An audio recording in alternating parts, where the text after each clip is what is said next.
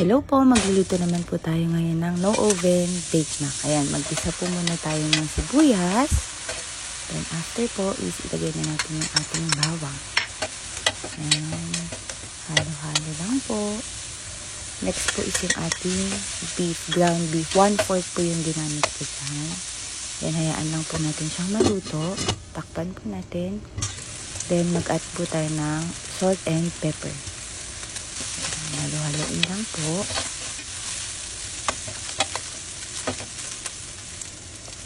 Then, i-add na po natin ating sweet style spaghetti sauce. Then, Italian. Mga medium po na Italian. Then, yung ating Nestle cream. Ayan. And yung ating Campbell na mushroom soup. Then, next po is yung ating San Remo na pasta. Then, halo-haloin lang po ulit natin. So, 30 minutes po natin lulutuin itong ating bake mac.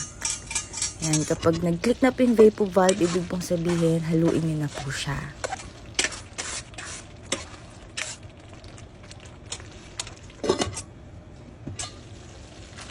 Ayan, halo-halo lang po ulit para po hindi dumikit yung ating pasta sa ating cookware.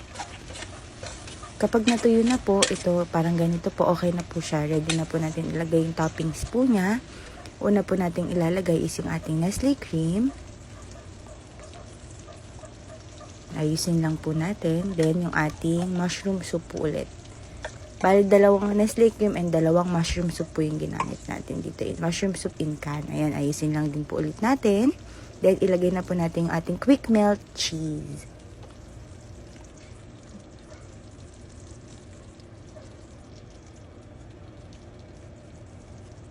So, ito po, ita-timer ko lang po siya for 10 minutes. Ayan, after 10 minutes, luto na po yung ating no oven bake mac. Ayan, tara, kain po tayo!